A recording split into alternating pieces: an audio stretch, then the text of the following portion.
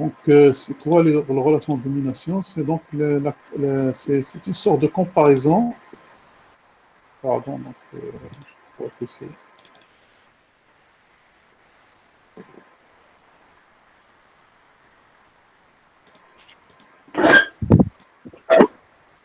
Les relations de domination, donc c'est les comparaisons entre les fonctions. Donc, on a trois types de comparaison: relation de domination, de prépondérance et d'équivalence. Donc, on va commencer par la relation de domination. Étant donné deux fonctions f et g, si j'ai deux fonctions f et g, et un point dans l'intervalle fermé, union plus moins l'infini, ça veut dire que x0 peut prendre la valeur moins l'infini ou bien plus l'infini, on dit que f est dominé par g. Si la valeur absolue de f de x est inférieure à lambda g de x sur un voisinage de x0. On dit que la fonction f est dominée par g s'il existe un lambda et que la valeur absolue de x est inférieure à lambda, valeur absolue de x, bien sûr sur un voisinage de x0. Et on note, donc f c'est un grand taux indice x0 de g, ou bien f de x est un grand taux de g de x. Donc, vous voyez cette notation, ça veut dire que f est dominé par g, ça veut dire f de x est inférieur à lambda g de x. Bien, maintenant, donc la fonction f, elle est dominée par 0, bien sûr, c'est seulement si f est nul sur le voisinage de x0. Donc f dominé par 0, ça veut dire que la valeur absolue de f est inférieure à 0. Ça veut dire f est nul sur le voisinage de x0. Maintenant, f est dominé par 1. Ça veut dire, donc ceci est équivalent, c'est-à-dire que f est borné, bien sûr, sur un voisinage de x0. Monsieur Solanda doit être supérieur strictement à 0. Bien sûr, regardez, le lambda, il est dans R+. OK. Oui. Donc, si f est dominé par 1, ça veut dire que f est borné. Ça veut dire, donc, c'est quoi f borné? Ça veut dire quel que soit x, f de x est inférieur à un certain m. Donc, ici, g est égal à 1, donc f est un grand taux de 1. F est dominé par 1. Maintenant, si g ne s'annule pas, donc f est dominé par g, c'est seulement si f sur g est un petit taux de 1, ça veut dire que fg est borné sur un voisinage de x.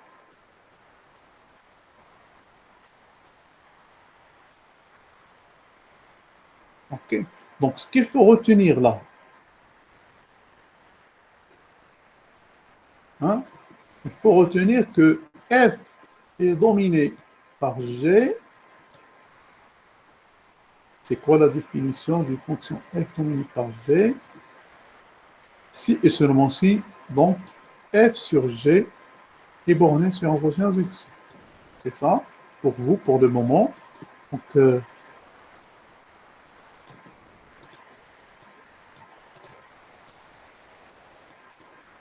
voilà. Il faut retenir ça. Voilà. Bon, si j'ai deux fonctions définies sur un fermé, on dit que f est dominé par g, bien sûr, c'est seulement si f sur g est borné. Bien sûr, le g, le voisinage de x0, ne doit pas être bien. Deuxième chose, donc exemple, avant de passer à la propriété, regardez là, on a le sinus de x, il est toujours dominé par x. Donc, vous avez montré, dans le cas où on a utilisé donc dans des exercices, le théorème des accroissements finis, on a montré que sinus x moins sinus y est inférieur à x moins y. Si je prends y égale à 0, je tombe pile sur la valeur absolue de x est inférieure à x. Et donc, toujours, sinus de x est dominé par x. Donc ça, c'est un exemple. Donc, au lieu d'écrire sinus de x inférieur à x, j'écris, je note sin est égal grand O de x. Là aussi, 1 plus x, il est toujours dominé par exponentielle x. Il est toujours borné. Donc ça, on peut le montrer aussi par le théorème des accroissements finis. Et troisième exemple, le polynôme 3x carré moins x plus 1 est dominé par x carré. Donc si vous divisez 3x carré moins x plus 1 sur x carré, hein, vous allez trouver que ce rapport il est majoré par une certaine constante. Voilà. Donc, pour la proposition 1, je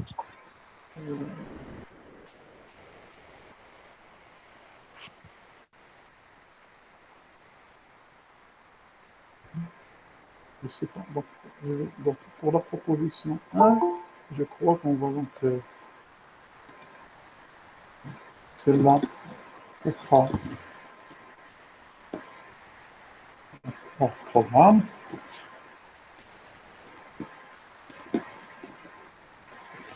Bien, pour les propriétés du grand O, voilà, si F est un petit O de G, pardon, si F est dominé par G, alors quel que soit alpha dans R, alpha F est dominé par G. D'accord? Maintenant, si F est dominé par G et H dominé par G, alors leur somme est toujours dominée par G. Donc, il suffit d'écrire valeur absolue de F plus G, ça va vous donner inférieur valeur absolue de F plus valeur absolue de H. Donc, valeur absolue de F est inférieure à G par une constante et valeur absolue de H inférieure à G par une constante. Et donc, on somme les constantes, on compile sur F plus G grand O de G. Maintenant, si F est petit O, grand O de G et grand H est un grand O de K, alors le produit FH c'est un grand O de G. Ça veut dire, si F sur G est borné, et A sur K est borné, alors F fois A sur G fois K est borné. Donc finalement, si F est dominé par G et G est dominé par H, donc on a une certaine transitivité, alors F est dominé par H. Voilà. Donc je crois que c'est les 4 propriétés à retenir pour la dominance de fonction. Bien. Donc, pour vous, dans le programme, vous n'allez pas faire des exercices sur ce paragraphe, la comparaison des fonctions, mais donc on va donc l'utiliser dans le développement limité pour définir le développement limité. Donc, la seule chose qui ne marche pas, c'est que si GF est dominé par G et H est dominé par K, c'est-à-dire la somme, on n'a pas toujours ça. D'accord? Donc, la somme de F plus H n'est pas dominée par la somme de G plus K. Donc, j'ai le produit, j'ai le rapport, mais je n'ai pas la somme. Et comme exemple, bon, si je prends la fonction x carré plus x moins 1 et la fonction h égale moins x carré, g égale à x carré et k égale moins x carré. Donc, f, elle est dominée par g. Hein? Donc, f, c'est celle-là, est dominée par g. Donc, il suffit de... Donc, si je calcule x carré plus x moins 1 sur x carré, je vais avoir 1 plus x moins 1 sur x carré, et celle-là est toujours inférieure à une constante. Maintenant, le h, moins x carré, est toujours dominé par moins x carré. Donc, moins x carré sur moins x carré, c'est égal à 1, donc c'est borné. Mais si je fais la somme, c'est-à-dire je somme x carré plus x moins 1 moins x carré, ça va me donner x moins 1. Et x carré moins x carré, ça va donner 0. Et donc, x moins 1 n'est pas dominé par 0. Hein. Pourquoi? Parce que la fonction x moins 1 n'est pas nulle au voisinage de plus l'infini. D'accord? Pour qu'une fonction soit dominée par 0, on a un certain point x0. Et il faut que la fonction soit nulle au voisinage de ce point. Voilà. Donc, ceci donc termine les relations de dominance, bien de domination. Le deuxième bien, ou bien la deuxième comparaison, donc c'est la négligence. Si je prends f et g de fonctions, on dit que f est négligeable devant g. Hein? Bien sûr, au voisinage de x0, c'est quel que soit epsilon, il existe un voisinage de x0, tel qu'on a hein, la valeur absolue de f de x inférieure à epsilon g de x, au tout x. Bon. La seule différence ici, c'est que tout à l'heure, là, vous avez un certain lambda qui est fixe. Hein? Maintenant, epsilon, ça varie. Epsilon, ça varie. Et on note, bien sûr, dans ce cas, f est un petit o de x0 de g, ou bien f de x petit o de x0 de g. Voilà. Là aussi, comme remarque, f est un petit o de 0, c'est seulement si f finit sur un voisinage de x0. Et f de x est un petit o de 1, c'est seulement si la limite de f de x est égale à 0. Donc, si je remplace, regardez, si je remplace g de x par 1, hein, pardon, si je remplace g de x par 1 dans la définition de la négligence, de relation de négligence, j'aurai donc exactement si la définition de la limite. Hein, et j'enlève la valeur absolue de g égale à 1. Ça, c'est exactement la définition de la limite de f de x égale à 0. Voilà. Donc, si f est un petit taux de 1, la limite de f de x en x0, c'est 0. Donc, en général, si g ne s'annule pas, donc c'est quoi f est un petit taux de g, ça veut dire f négligeable devant g, c'est et seulement si g, la limite de f de x sur g de x en ce point égale à 0. Voilà. Donc, comme tout à l'heure, ce que vous pouvez retenir de ça, on dit que f est négligeable devant g, hein, c'est et seulement si g ça. En général, vous travaillez avec ça. D'accord? Donc, f est négligeable devant g. Bien sûr, g sera non nul dans un certain voisinage de 0. Donc, si seulement si la limite de f de x sur g de x égale à 0. Bien. Comme exemple, donc vous savez, donc parmi les limites usuelles, c'est la limite de ln de x sur x au voisinage de plus l'infini. Donc, cela veut dire, et x ne s'annule pas au voisinage de plus l'infini. Donc, ln de x, c'est un petit taux, hein, en plus l'infini de x. Et donc là, vous aurez x alpha est un petit taux de x bêta, c'est seulement si alpha est inférieur à bêta strictement. Donc, vous allez donc, pour montrer ceci, il suffit de calculer la limite de x alpha sur x bêta. Et donc, cette limite x alpha sur x bêta, pour qu'elle tend vers 0, il faut que alpha soit inférieur strictement à bêta. De même, ln de x alpha est un petit taux de x bêta, si et seulement si bêta est strictement positif. Bien. Donc, pour les propriétés de la négligence, donc là aussi, si Gf est négligeable devant G et G est négligeable devant H, alors F est négligeable devant H. Donc, c'est une transitivité.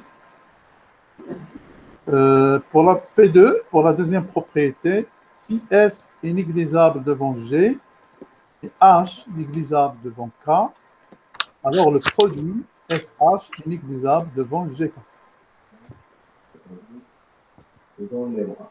Là, pour la somme, si F est négligeable devant G et H est négligeable devant G, alors la somme F plus H est négligeable devant G. Voilà. Donc, c'est des propriété donc à retenir, on va travailler avec. Maintenant, la relation d'équivalence. Voilà. Donc, on dit que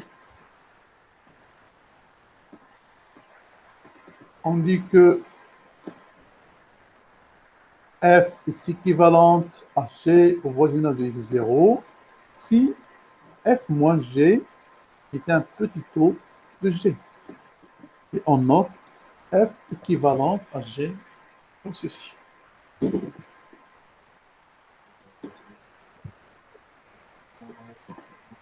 Bien.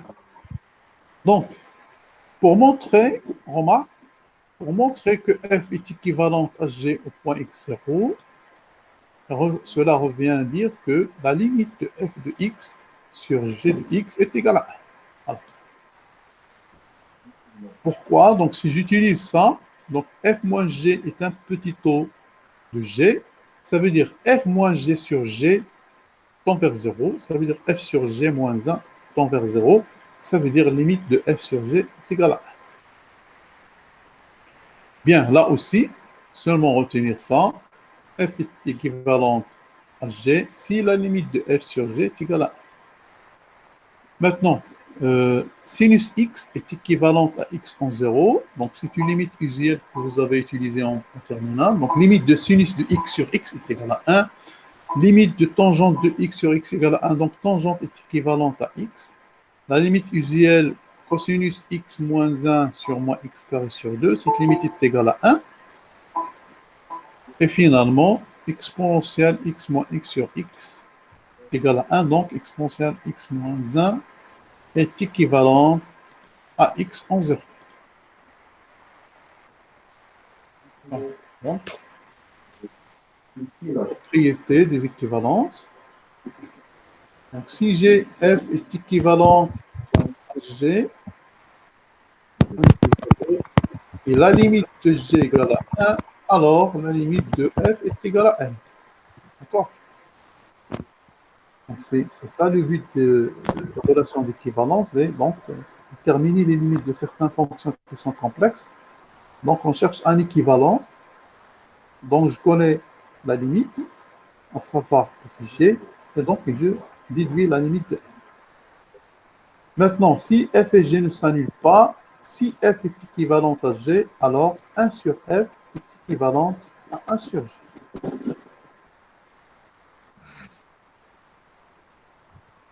Maintenant, si f est strictement positif, donc f est équivalente à g, implique f à la puissance alpha est équivalente à g à la puissance alpha.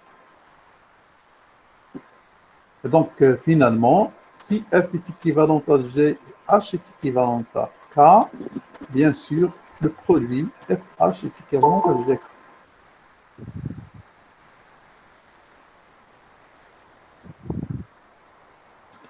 Bien.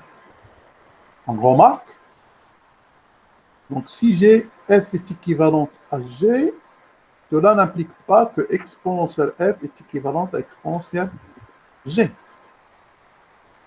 Et là, je présente un exemple là. Si je prends F est égal à 3x carré plus 2x moins 1, G de x est égal à 3x carré, on a donc 3x carré plus 2x moins 1 est équivalente à 3x carré. Pourquoi? Donc je dois calculer la limite du rapport.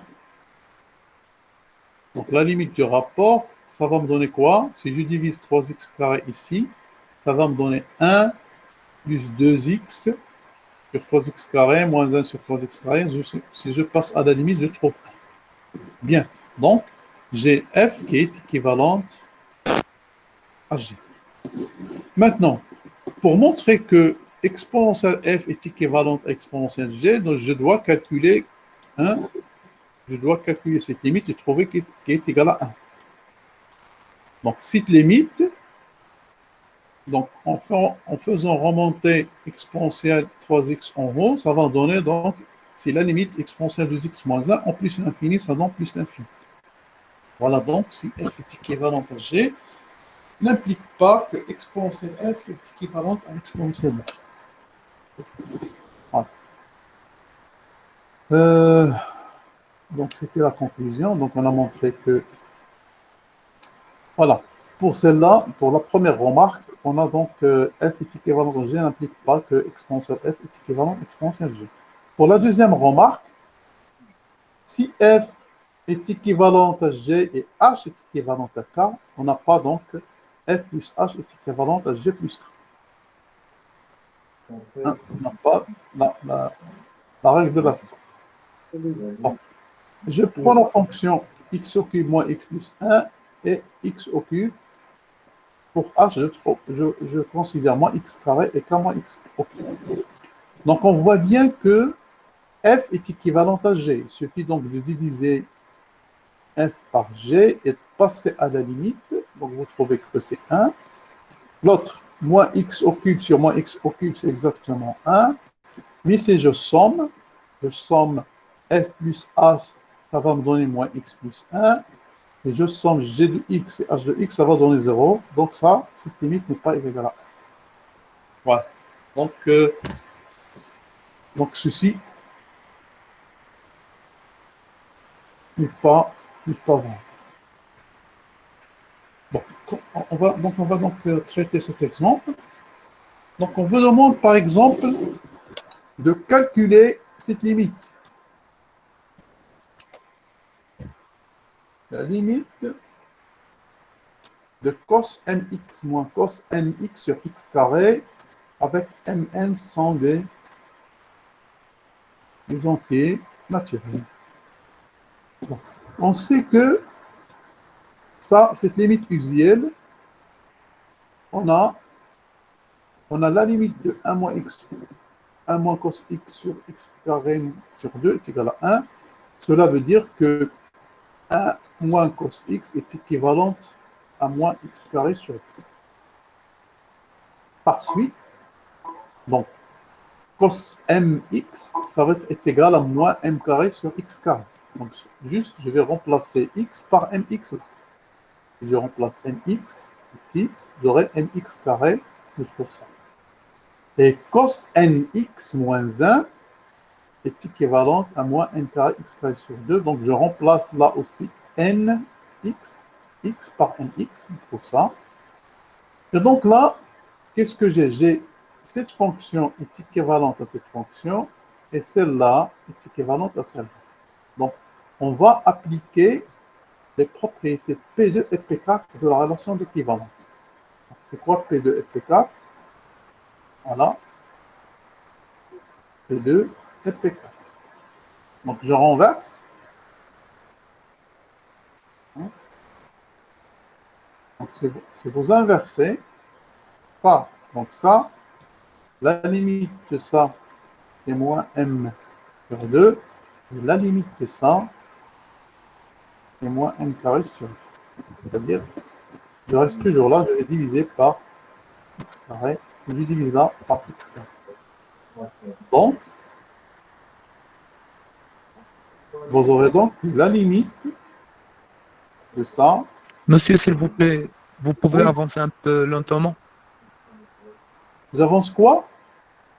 Vous pouvez avancer un peu lentement. Ah, d'accord. Lentement, là, je parle lentement. Donc, c'est vachement tabasser au support. Donc, on avance, on explique, on tourne, on demande. Donc, là, je vais, ok, je vais essayer de ralentir un petit peu. De expliquer un peu les étapes, Ah, je suis en train d'expliquer. s'il vous plaît. Donc, je suis en train Merci. d'expliquer, d'accord. Ok, donc, ceci termine cet exemple. On passe donc maintenant, on va récapituler ça. On va récapituler ça, puisqu'on a dit. On a dit que les relations de domination, de comparaison, pardon, les relations de comparaison,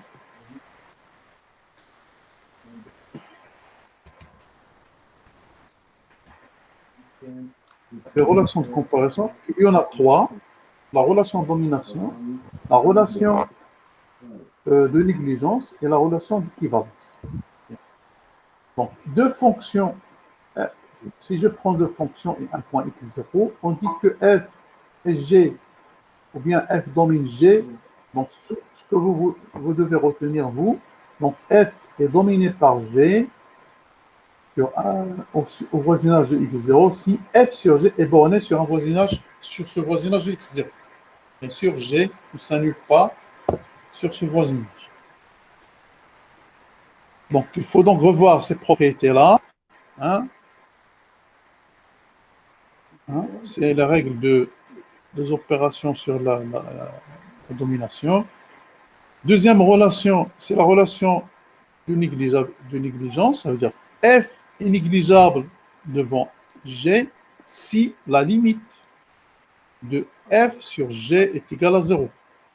Bien sûr, g doit ne pas s'annuler sur le voisinage de x0. Et donc, revoir les propriétés, c'est-à-dire la somme, le produit, ce que ça donne. Et finalement, la relation d'équivalence. Donc, on dit que f est équivalent à g si la limite de f de x sur g de x est égale à 1. Voilà. Donc, c'est ça, les trois relations de comparaison des fonctions. Maintenant, on va donc passer, avant de passer donc à ce paragraphe, est-ce qu'il y a des questions sur ce paragraphe? Hein? Non. C'est bon.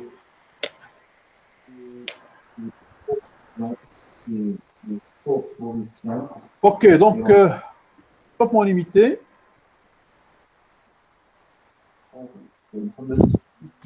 Donc, on va commencer par des généralités. Je vais prendre f, une fonction, et 0 dans un intervalle fermé, et n un entier. On dit que f admet un développement limité à l'ordre n, au voisinage de 0, et on note dl indice n de 0. S'il existe un polynôme à coefficient dans R, de degré inférieur ou égal à n, tel que f de x est égal à p de x plus petit o de 0 de xn. Donc, ceci, ça veut dire quoi?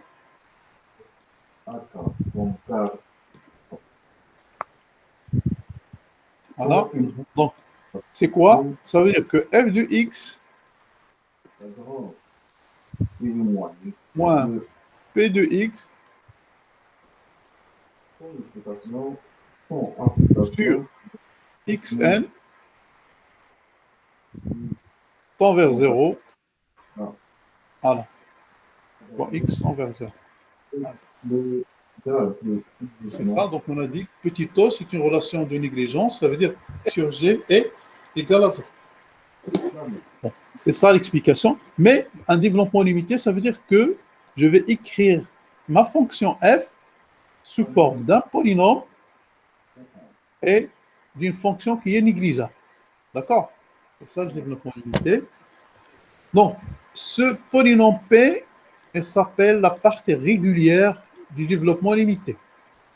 D'accord? La partie régulière. Et le petit o s'appelle le reste d'ordre 1 du développement limité. Voilà. Donc, un développement limité, elle admet une partie régulière P et un reste. Exemple. Donc, la fonction sinus admet un développement limité à l'ordre 1 au point 0 qui est, voilà. Pourquoi? Parce que si je calcule sus x,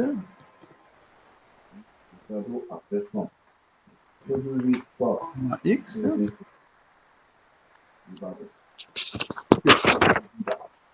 donc cette limite elle tend vers quoi?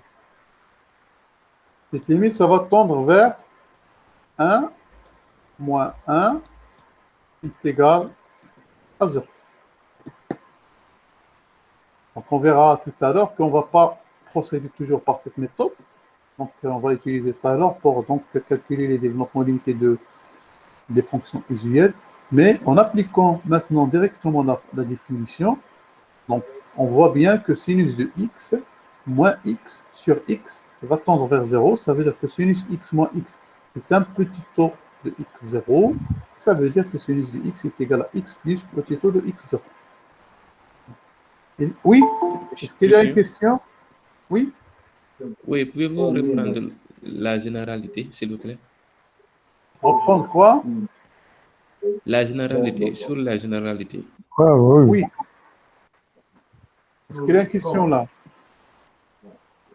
Reprendre-le, s'il vous plaît. Je relis.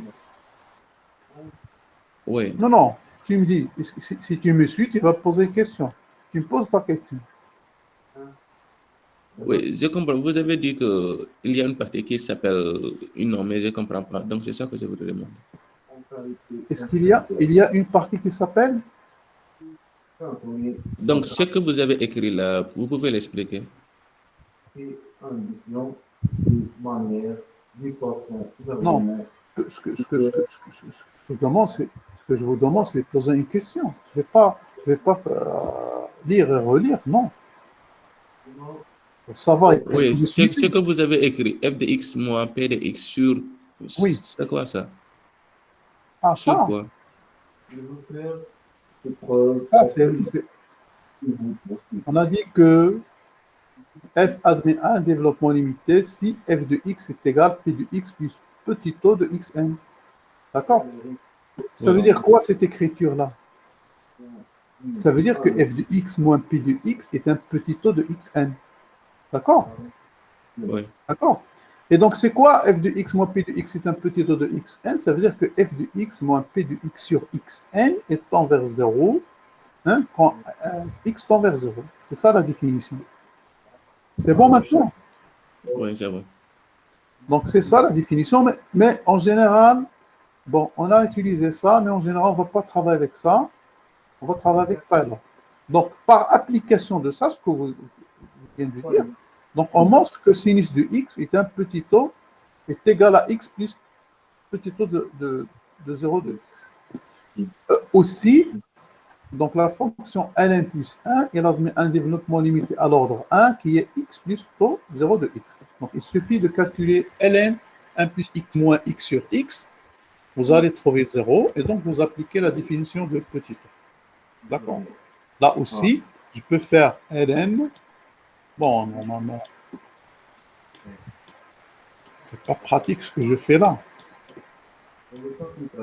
Moins x sur x. Ça tend vers 0. Quand x tend vers 0. Car ça, c'est exactement, c'est la dérivée de la fonction ln de 1 plus x au point 0.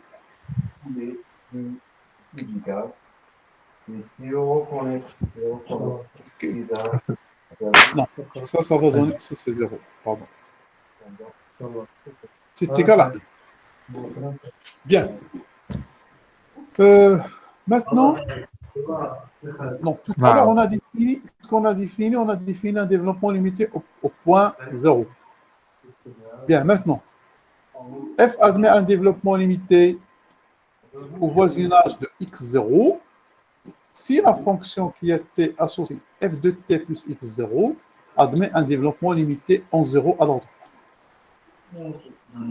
D'accord? Donc, on fait là une translation. Donc, si f de t plus x0 admet un développement limité à l'ordre 1, ça veut dire f de x0 plus t, ça s'écrit p de t plus petit taux de t1. Maintenant, si je pose x, c'est x0 plus t, vous aurez la f de x. Et donc, si je pose x égale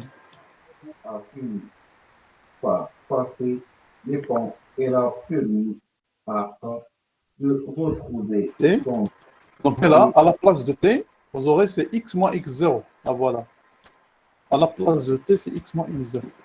Donc, en général, on dit que f admet un développement limité à l'ordre n en un point x0 si f de x est égal à un certain polynôme x moins x0 plus petit taux de 0 de x moins x0 à la puissance n. Voilà. Donc ça, c'est la définition d'un développement limité au point x0 différent de 0.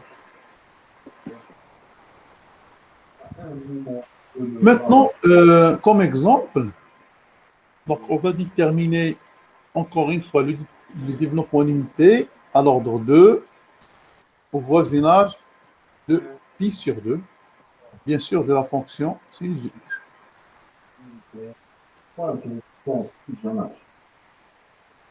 Donc pour cela, je vais poser t égale à x moins pi sur 2. Donc, on sait que sinus de x est égal à sinus de t plus pi sur 2. Sinus de ce x-là, sinus de ce x est égal à sinus de t plus pi sur 2. Si je calcule sinus t pi sur 2, j'aurai donc est égal à cosinus de t. D'accord? Là, c'est la formule trigonométrique. Sinus t plus sinus a plus b, c'est sinus a, sinus b plus cos 1, cos 2. Et comme on a cette limite-là, qui est usuelle, donc la limite de 1 moins cos t, t carré sur t égale à 1, donc on a cette fonction. 1 moins cos t est équivalent à moins t carré sur 2. Cos équivalent à moins t carré sur 2. Autrement dit, donc, si cos de t moins 1 est équivalent à ça, ça veut dire que cos de t est égal à ça. Ça veut dire cos de t moins 1 équivalent à ça. Ça veut dire cos de t moins 1 moins t carré sur 2 est égal petit o hein, de t carré. Et là, je vais revenir là. Regardez, sinus de x égale à cos de t. Ça veut dire sinus de x, ça va être égal à 1 moins t carré, et je remplace t par sa valeur x moins pi sur 2, plus x moins pi sur 2. Donc ça va être égal à sinus de x. Et donc on a trouvé le développement limité de sinus au point pi sur 2.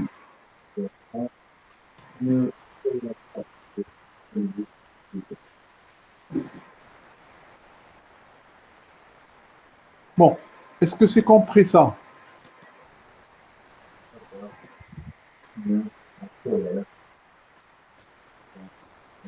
C'est compris ça, c'est clair? Donc, monsieur, Hein? donc c'est dans l'ordre 2, n'est-ce pas? Est-ce que l'exemple est clair? Bon, je sais très bien que on applique la définition. Hein, si j'applique la définition de développement limité, donc c'est un peu difficile. Je dois utiliser donc les relations de négligence, les petits taux. Et donc, je vais donc refaire cet exemple.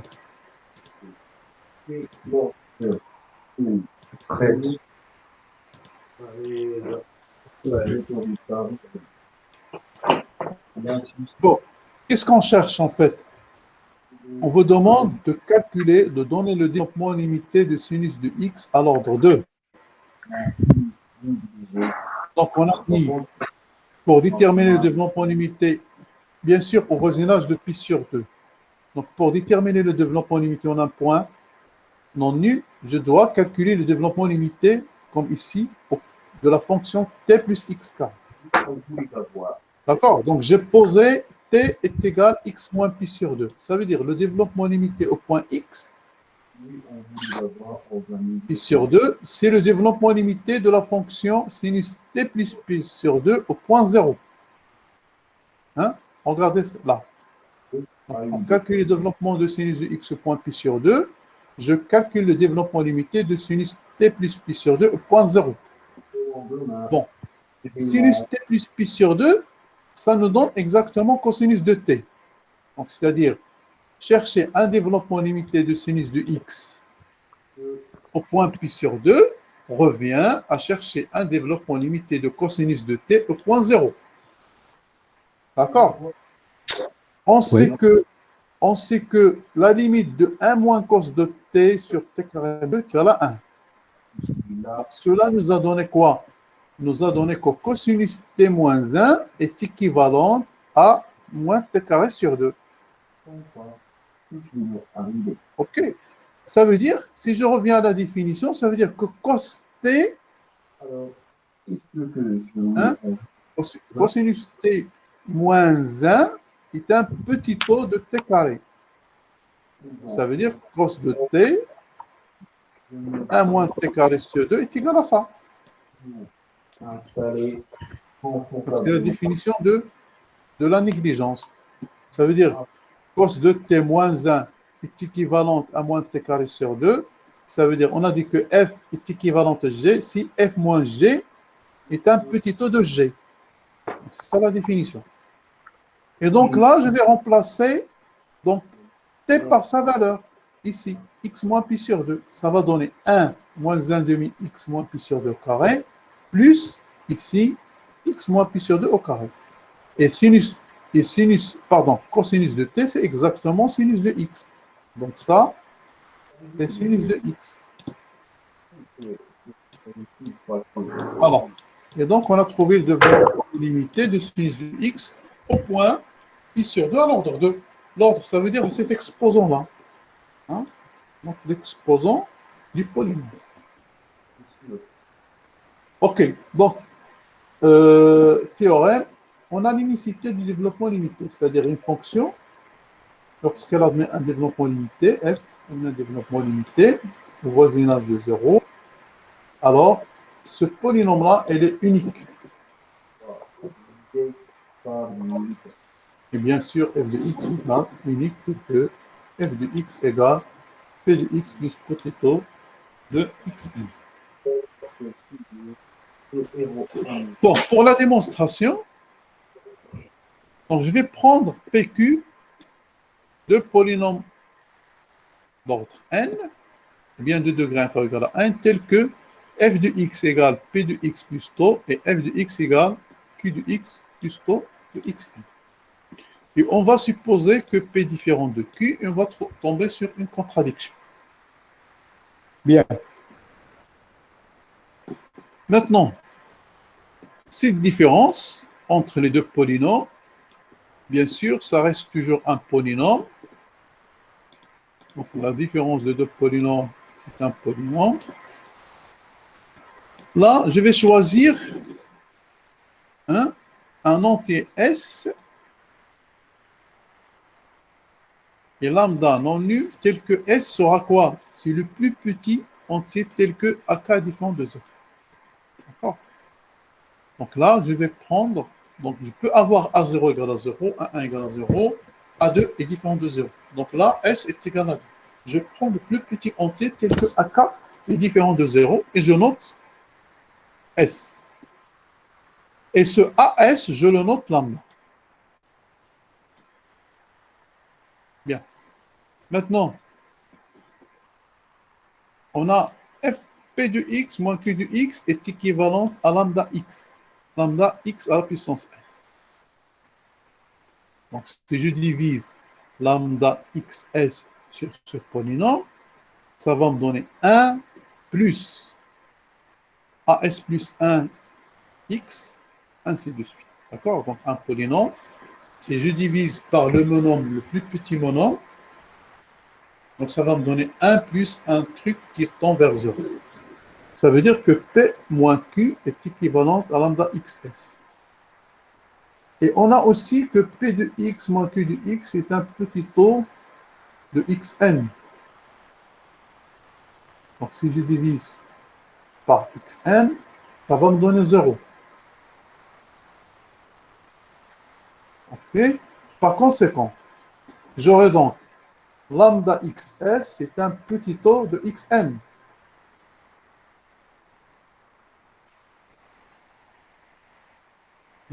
Là, voir propriété P3. Donc là, donc, pourquoi j'ai ça? Parce que P3, on va revenir sur P3.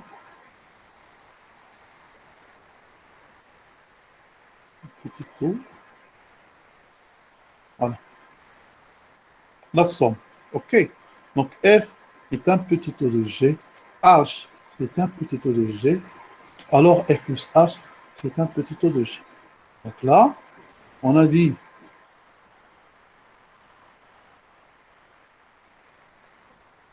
voilà, Px, c'est un petit taux de Xn, Qx, c'est un petit taux de Xn, donc la différence sera un petit taux de Xn. Et par suite, celle-là, et celle-là, ça va me donner que lambda XS, c'est un petit taux de Xn. C'est-à-dire quoi? Que la limite de lambda XS sur Xn est égale à 0.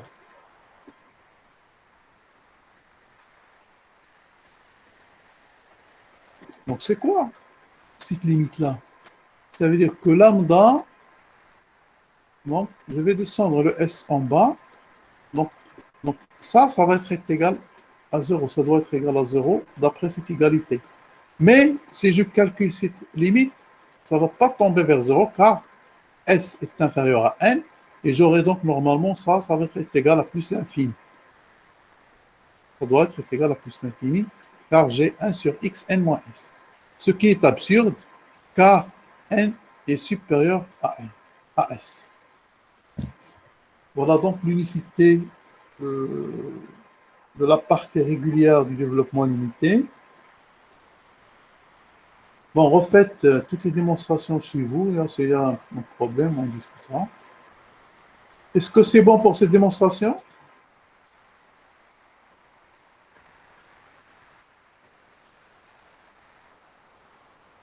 Bon, avec tout le monde. Oui, monsieur. Ok, d'accord.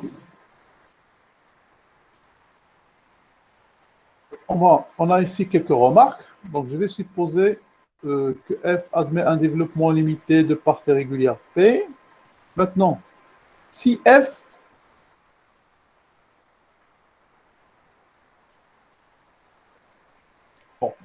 admet un développement limité à l'ordre n, alors quel que soit S inférieur à n, F admet un développement limité à l'ordre S de partie régulière Q qu'on obtient en tronquant les polynômes P à l'ordre S. Si j'ai F, par exemple, elle a un développement limité à 0, 1x plus AP, P. Bon.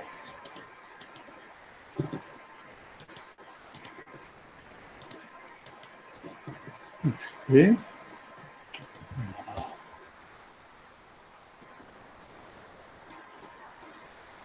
Plus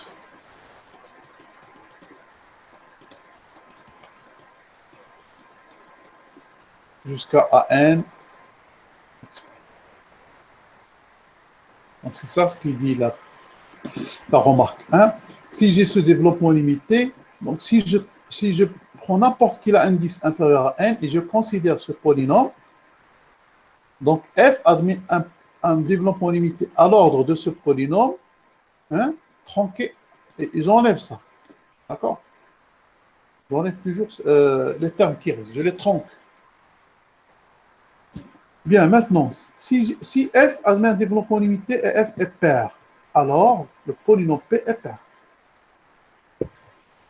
D'accord? Et si f admet un développement limité et f est une fonction impaire, donc le polynôme est impair. Ça veut dire quoi ça? Ça veut dire que si j'ai une fonction f qui admet un développement limité qui est pair, comme sinus. Donc le sinus, ça va s'exprimer en fonction seulement des termes où du polynôme p est impair, ou bien pair. Les autres termes seront nuls. D'accord? Comme ici, pour les sinus, on a déjà ça. Hein, en 0. Bon, on va faire un exemple tout à l'heure. Voilà donc ce qu'il faut retenir, que si la fonction est paire, le polynôme P, la partie régulière est paire. Si le polynôme est impair, la partie régulière est impaire. Maintenant, l'existence du développement limité. Théorème d'existence. Je prends f une application et f une fonction de classe Cn. C'est quoi une fonction de classe Cn? Ça veut dire que c'est une fonction qui est n fois dérivable et que cette dérivée est continue. Alors, f admet un développement limité en tout point de l'intervalle i à l'ordre. D'accord?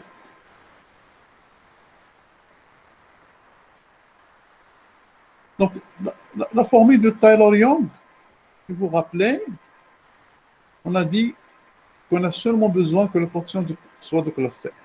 Donc, toute fonction de classe Cn, admet cette formule-là de Young, on peut l'écrire de cette manière. Avec epsilon x, on a dit que c'est une fonction qui tend vers 0 quand x tend vers x0. Voilà. Donc, on a donc étudié 4 types de formules de Taylor. La formule de Taylor-Lagrange, Maclaurin, de Taylor-Young et avec reste intégral. Maintenant, limite de epsilon x égale à 0, d'après les propriétés, ça veut dire epsilon x est un petit taux de 1. On a dit que epsilon x est un petit taux de 1, c'est aussi la limite tend vers 0. Alors, si je multiplie ça, xn, x0, petit taux de 1, c'est exactement petit taux 0 de x moins x1. Et donc, on remplace, pardon, et on remplace là, on remplace ça par ça. Donc voilà, toute fonction de classe Cn admet un développement limité à l'ordre n en 0, ou bien tout point x0 de l'intervalle, en utilisant bien sûr la formule de Taylor-Young. Donc x moins x0 et epsilon x, c'est exactement petit taux de 0 de x moins x0 à la puissance n. Mais la réciproque de ce théorème n'est pas vraie. C'est-à-dire, si une fonction admet un développement limité à l'ordre n, cela ne veut pas dire que la fonction est de classe Cn. Par exemple, je vais considérer cette fonction-là, x au cube 1 sur x, lorsque x est égal à 0, et 0 lorsque x est égal à 0. Nous avons donc f de x, je peux écrire cette fonction comme étant 0 plus 0x plus x carré, ça. C'est-à-dire x carré, je factorise ici par x carré, ça va donner ça.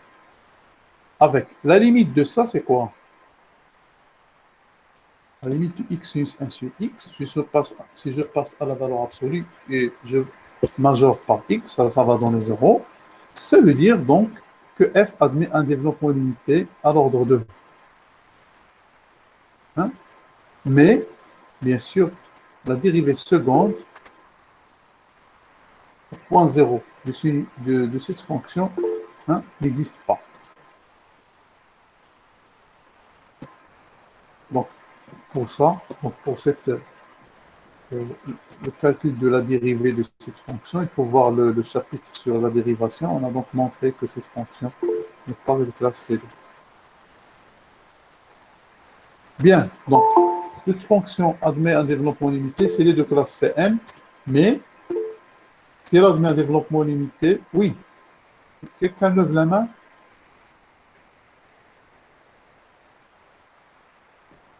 Quelqu'un veut parler?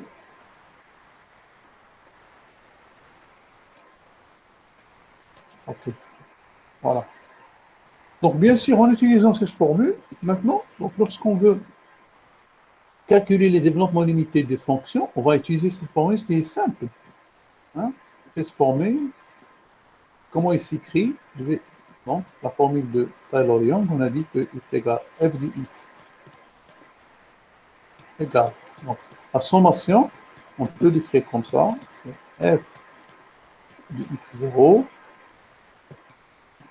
plus f' de x0 sur 1 factoriel. D'accord? X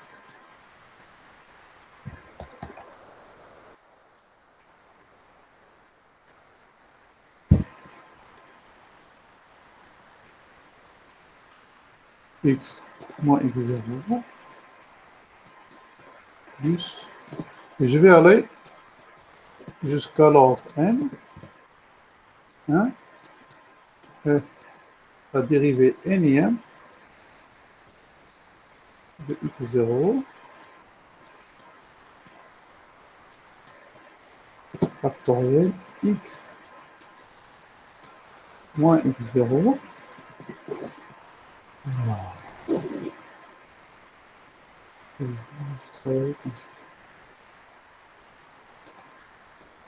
Donc x moins x0 plus bien sûr le petit taux de x, et ça c'est à la puissance 1, ok, x moins x0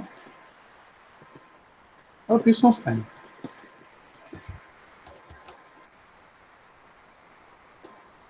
Voilà.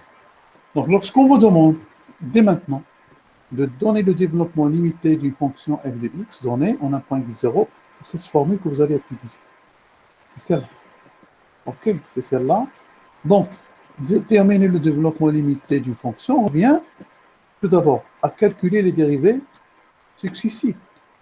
Hein? Donc, ce qu'on a fait donc, au début du chapitre de formes de tout donc, on va chercher les développements, pardon, les dérivés, calculer les dérivés successifs. En plus de ça, donc, parfois on tombe sur des dérivés produits, donc on a besoin de calculer, utiliser la formule de Leibniz. Donc c'est ça. Donc, en utilisant cette formule, on peut donc déduire les différents développements limités usuels au voisinage de 0. Donc, pour le exponentiel, bon, je vais revenir sur ça. Donc, c'est quoi? Exponentiel 0, c'est 1. Donc, j'applique bêtement la formule. Exponentiel 0, c'est 1. Là, la dérivée de exponentielle au point 0, c'est 1. Multiplié par x moins x0, le voilà. Donc, pour l'ordre de f seconde de l'exponentielle 0, c'est toujours 1. Donc, x moins x0, x moins 0 au carré, ça donne x carré sur 2 factoriels, ainsi de suite. C'est ça. La même chose pour sinus. Bon, regardez là, sinus de x, il est comment? Il est impair. Donc là, il n'y a que les termes impairs. Cosinus de x, il est pair. Là, il n'y a que les termes pairs. Maintenant, 1 plus alpha à la puissance x, c'est cette formule-là. ln de x, 1 plus x, 1 moins x. Donc, c'est différents développements limités, usuels, vous devez les connaître par cœur. Donc, il faut s'entraîner, c'est-à-dire les déterminer à partir de cette formule, et donc les retenir par cœur. Donc, on va travailler avec. C'est-à-dire, on vous donne des fonctions qui s'expriment en fonction de x exponentielle, sinus, ln. Donc, vous devez connaître ces développements limités par cœur. Voilà. Est-ce qu'il y a des questions avant de passer à autre chose? Hein?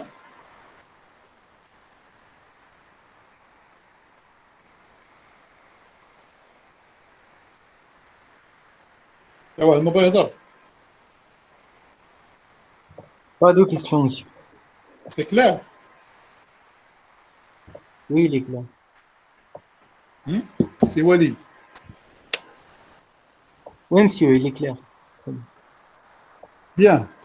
Maintenant, on va passer aux opérations sur les développements limités.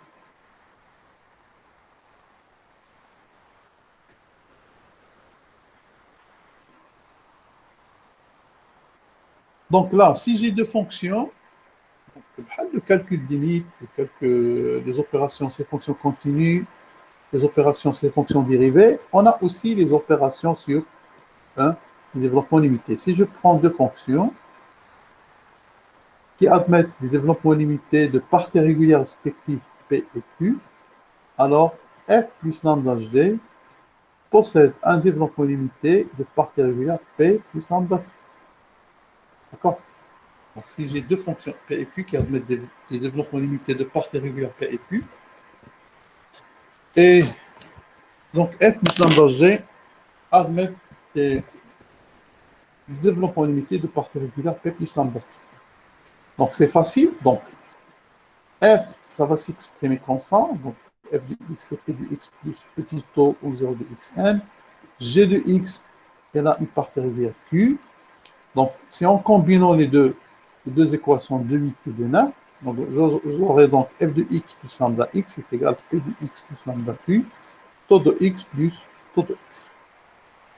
Donc la propriété 3, on a dit que taux de x plus taux de x, ça va donner donc taux de x. La propriété P3, c'est quoi? C'est f égale taux d'un certain f, d'un certain g, k égale taux d'un certain g aussi. Donc vous aurez f plus g égale petit taux de g. Là, g là, c'est quoi ça? Donc taux de xn, j'ai déjà taux de xn.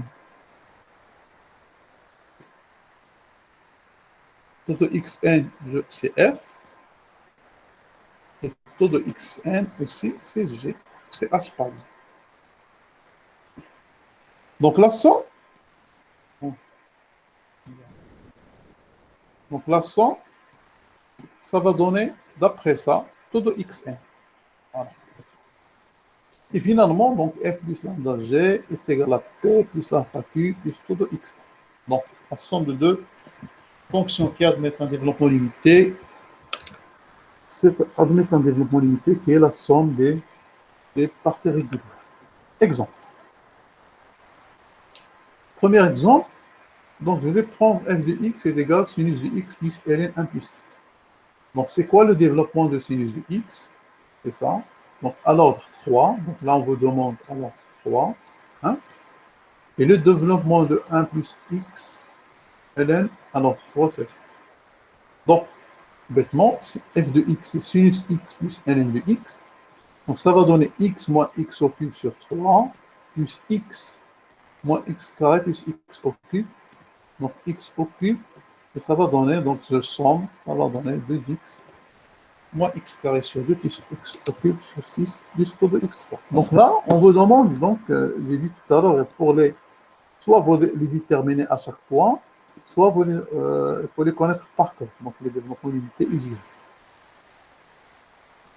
Proposition, deuxième proposition. Maintenant, si j'ai deux fonctions f et g qui admettent des développements limités de parties régulières p et q, alors f fois g, donc j'ai f et g qui admettent des développements limités à l'ordre n. Donc f fois g possède un développement limité à l'ordre n de parties régulières r. Comment on l'obtient? Donc en ne gardant dans le produit px, qx que les termes de degré inférieur à 1. D'accord? J'ai une fonction f. Il y a une partie régulière p de degré n. Et g, il y a une partie régulière q de degré n. Donc le produit de f et g, il aura une partie régulière pq. Donc p fois q. Donc ça va nous donner en fait 2n, c'est-à-dire l'ordre n plus l'ordre n. Mais nous, lorsqu'on veut calculer le développement limité du produit de fonctions, donc on ne garde sur le polynôme que les termes de degré qui sont inférieurs à n. Pour la preuve, je vais donner, donc f il s'écrit comme ça, g admet un développement limité comme ça. Si je calcule le produit, donc p de x sera comme ça, donc c'est un polynôme de degré n, et q c'est un polynôme de degré n, donc les coefficients sont différents.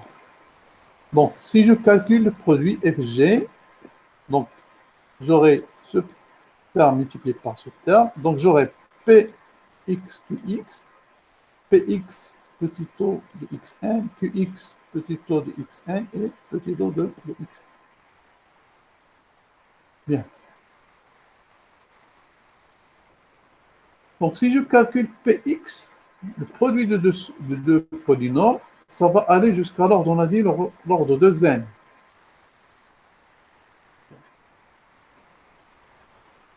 D'autre part, donc ça d'une part, donc le produit, ça va aller jusqu'à l'ordre de n. D'autre part, Px fois petit o, ça va donner x1, petit o 1, Qx, c'est-à-dire taux de x1. Taux de x1, c'est xn taux de 1. C'est la même chose. Et là, ça va donner xn taux de 1. Pourquoi?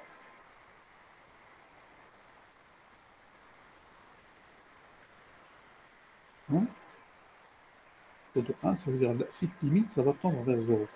Donc, puisque taux 0 de 1 tend vers 0, donc la limite de ce produit tend vers 0, donc ce produit, c'est un petit taux de 1. Et on revient à taux 0, à taux de xn. Donc, Px fois taux de xn, c'est un taux de xn. Là aussi, Q de xn, Qx fois taux de xn, ça va donner un taux de xn. Donc, si je combine les trois, de 13, de 14, de 15, c'est-à-dire se remplace dans de 12, là, j'aurai, c'est un petit taux de xn, là, c'est un petit taux de xn, là, c'est un petit taux de xn. Donc, la somme, ça va me donner un petit taux de xn. Voilà. Et là, je tronque, comme on a dit. Donc, je vais donc arrêter à l'ordre n et je laisse donc la formule qui est celle. Donc, dans un exemple pratique, vous allez voir ça de plus proche. Donc, voilà, donc le produit, si je calcule le produit, hein, je trouve que fx admet un développement limité. Alors, exemple que de suite, pour donc appliquer ça. Donc, si je prends la fonction f de x égale exponentielle x cos x. Donc, je veux calculer le développement limité de cette fonction. Donc, je calcule celui de l'exponentielle et celui de cosinus. Donc là, on vous demande à l'ordre 2. Bon. Et donc, f de x, c'est quoi? Je multiplie la partie régulière de exponentielle x fois la partie régulière de cos plus petit o de x carré. Et donc, si je calcule ça, donc je fais le calcul et je m'arrête toujours à l'ordre 2. D'accord? Donc là, je multiplie 1 par 1, ça donne 1. 1 multiplié par moins x carré sur 2, ça donne x carré sur 2. D'accord? X fois 1, ça donne quoi? Moins x. X fois x carré sur 2, ça va me donner x3, donc je ne le mets pas là. D'accord? Je le trompe. Il n'y a rien à faire, puisque je vais m'arrêter à l'ordre 2. Là aussi, x carré sur 2 fois 1, c'est x carré sur 2. X carré fois x carré, ça va donner x carré. Donc, je le trompe. Je ne le pose pas ici. Et donc, je calcule que ce qui me reste, ça va me donner donc 1 moins x plus taux de x. Voilà.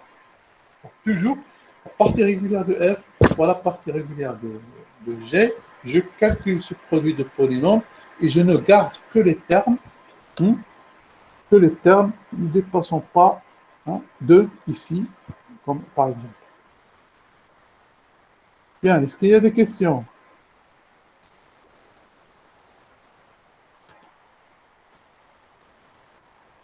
Hein? C'est bon, c'est clair ça? On va me dire non. Ok. Je vais passer à autre chose. Troisième proposition. Monsieur, Oui.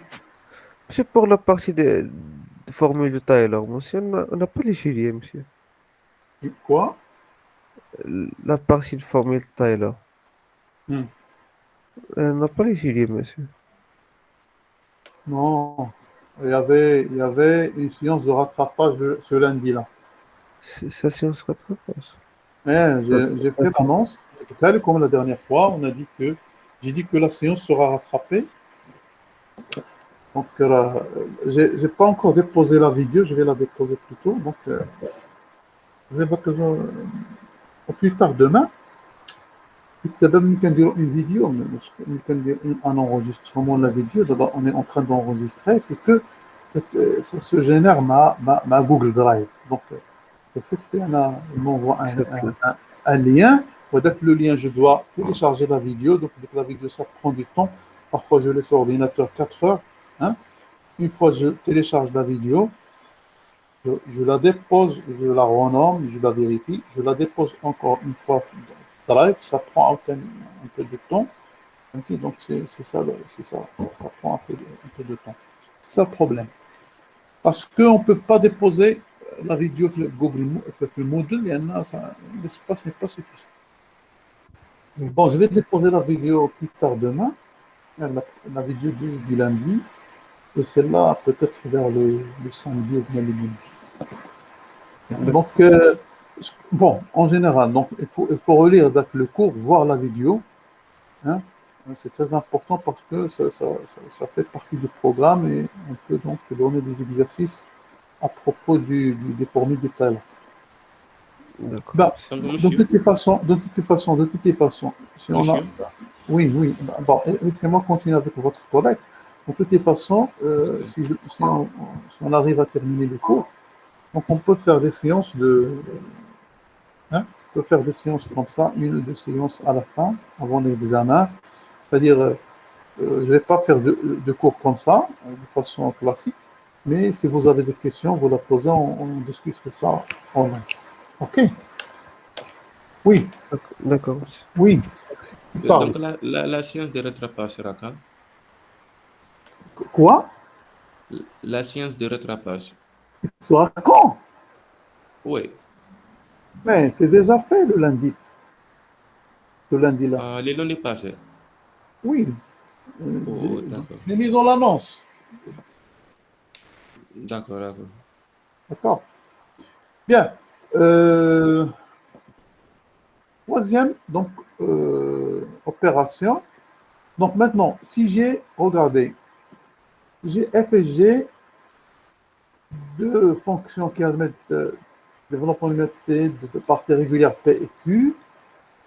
Alors, donc la condition que je dois donc vérifier, c'est que la limite de f de x au point 0, c'est f de 0 bien sûr, puisque la fonction continue, est égale à 0.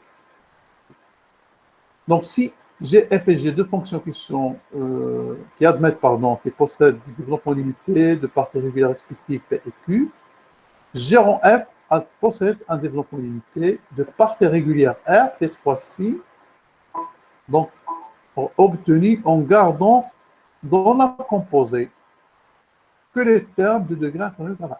D'accord? Je fais les produits de parties régulières et je garde les termes inférieurs à la 1. Pour la composition, je compose les deux polynômes Q rond P et je ne garde que les termes inférieurs à la 1. Exemple qui me suit. Donc, ici on vous demande de calculer le développement limité de exponentielle sinus x pour n égale à 2.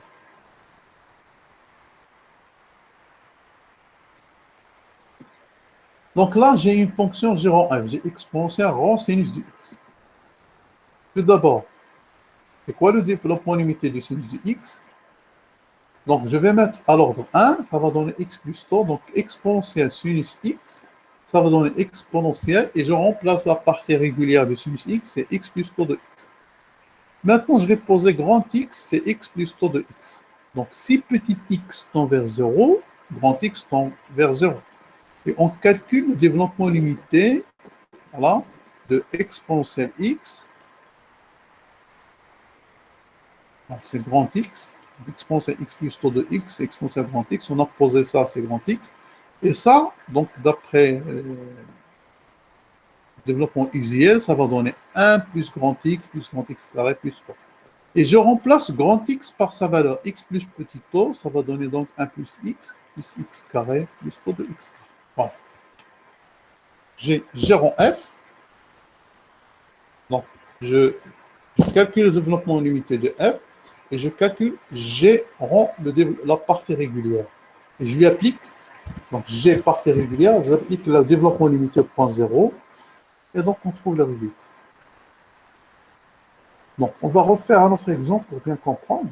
Maintenant, on vous demande de calculer voilà, le développement limité de ça. Racine de 1 plus x carré plus sinus x. Donc là, j'ai deux fonctions, c'est-à-dire la fonction racine en rond, la fonction 1 plus x carré plus sinus x. Donc, je vais prendre, là, on vous demande le développement d'ordre 3. Donc, le développement de sinus de x à l'ordre 3, c'est ça. Je le remplace là. Hein? Donc, ça va me donner 1 plus x carré sinus x égale 1 plus x carré. Je remplace sinus x par son développement limité. Bon, évidemment, la contrôle de la souris.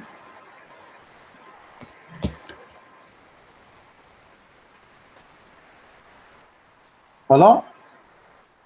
Je remplace sinus x par son développement limité et je somme. Vous aurez donc, on trouve 1 plus x carré, hein, moins x au cube, plus taux de x au cube. La racine, c'est 1 demi. D'accord? La racine de 1 demi. Et je vais poser tout ce terme égal à grand X. D'accord? Tout ce terme, pardon, égal à grand X. Donc, lorsque petit x tend vers 0, grand X tend vers 0. Et j'aurai la forme suivante. Donc, ça va aboutir à la forme suivante. Grand X à la puissance 1 sur 2. Voilà. Et on sait que, tout à l'heure, on a dit que le développement limité de 1 plus alpha, 1 plus x à la puissance alpha, c'est donné par cette formule-là. Après, des formes usuelles, on va revenir à ça. Voilà, la forme. Voilà, on a dit 1 plus alpha x, 1 plus x à la puissance alpha, c'est exactement ça.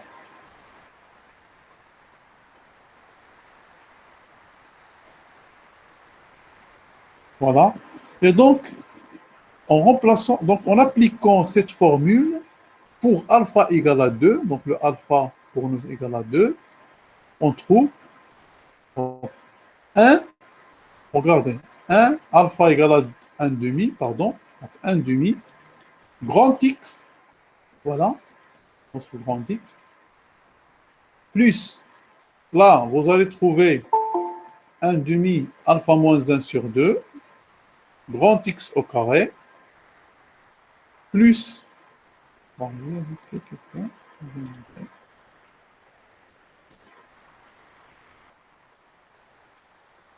plus cette quantité au cube, plus taux de x, parce que je vais aller jusqu'à l'autre. Donc, si vous faites les calculs, vous allez, donc, faites les calculs, ça, vous développez ce polynôme-là, vous allez arriver à ça. 1 plus 1 demi de x plus 3 de x carré moins 1 quart plus 3 de x. Voilà. Normal, si on est donc à distance, si on avait un tableau ou bien un tableau graphique, on peut faire le calcul, on peut faire le calcul avec vous, mais c'est très difficile d'écrire avec la souris, ça va prendre beaucoup de temps. Bien, est-ce qu'il y a des questions sur la composition? Non.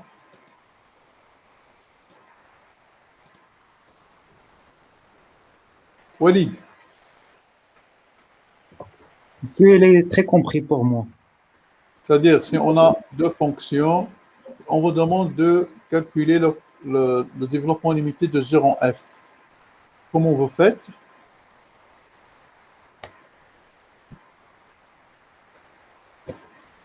On va remplacer par le développement limite de G. Et Oui. après, on...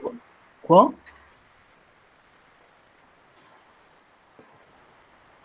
Donc, on calcule le développement limité, donc G en F. je remplace par le développement limité de f. D'accord? Oui, après, Et j'essaie donc d'écrire f se forme d'un comme ça, c'est-à-dire un grand X qui tend vers 0 pour appliquer le développement en 0 à la fonction g. D'accord? oui, monsieur. Bon, j'espère que donc j'ai compris. Donc, dernière chose, c'est que si f et g admettent des développements limités de parties régulières respectives P et Q, alors f sur g, bien sûr, la limite en 0 de g de x doit être développement de 0, possède un développement limité de parties régulières R qui est le quotient à l'ordre n de la division euclidienne suivant les puissances croissantes de P de x par Q de x. Donc si f admet un développement limité, g admet un développement limité, donc c'est quoi la partie régulière de f sur g? Donc je prends la partie régulière de f et j'applique la division euclidienne avec la partie régulière de g en respectant les puissances croissantes. C'est-à-dire, je place le polynôme de puissance croissante, ça veut dire du plus gros degré jusqu'au plus petit degré. D'accord? Pour effectuer la division euclidienne. Donc, on va faire un exemple. Maintenant, si on vous demande de donner le développement limité de la tangente, c'est exactement sinus de x sur cosinus de x. Donc, le développement limité du sinus de x est donné par la formule suivante et celui de cosinus de x est donné par la formule suivante. Donc, pour calculer le développement limité de la tangente, je vais prendre ça, c'est la partie régulière du sinus. Donc, selon les puissances croissantes, je vais commencer, donc je ne vais pas commencer le polynôme par le plus grand degré, non, par le plus petit. Et je fais la division euclidienne par la partie régulière de cosinus. Voilà.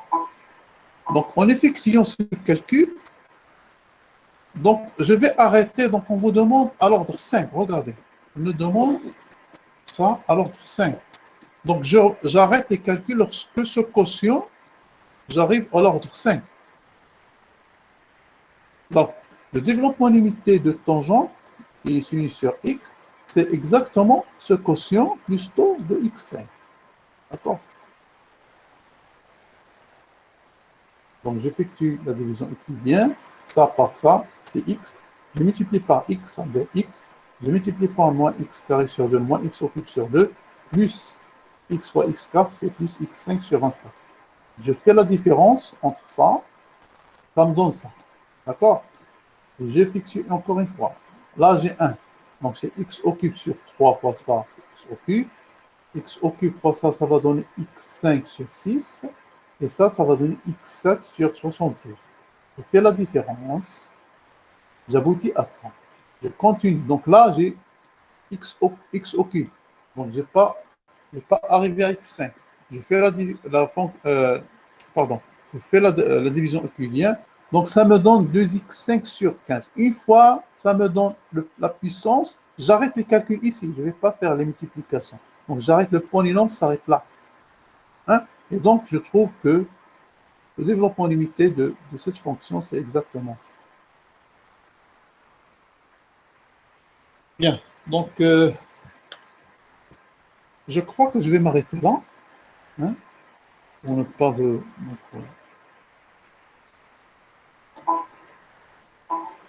Donc, ce qu'il faut retenir du développement limité, donc on a dit que toute fonction de classe n admet un développement limité à l'ordre n. Autrement dit, si f est de classe C2, elle admet un développement limité à l'ordre 2, de classe 3, elle admet un développement limité à l'ordre 3. Et on a dit que ces développements limités, par la pratique, donc on ne va pas utiliser donc pratiquement la définition, on utilise la formule de Taylor.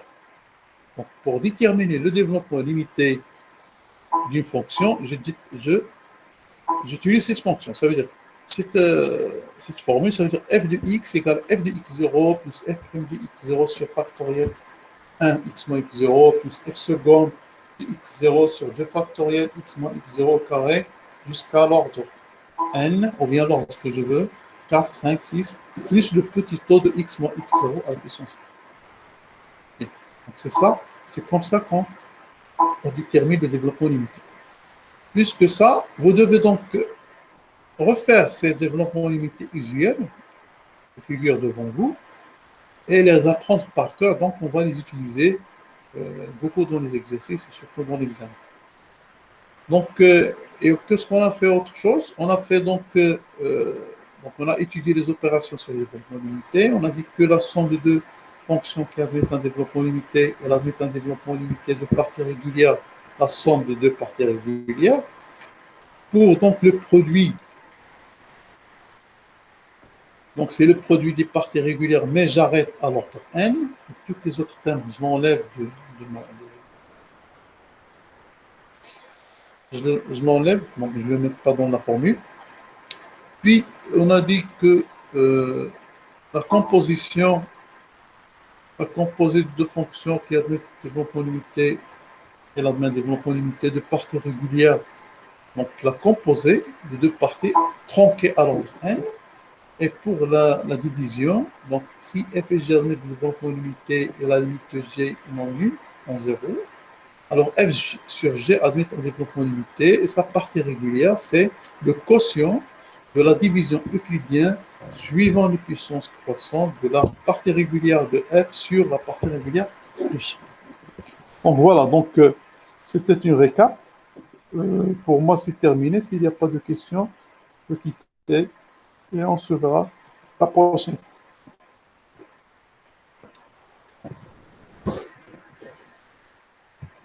Donc c'est bon.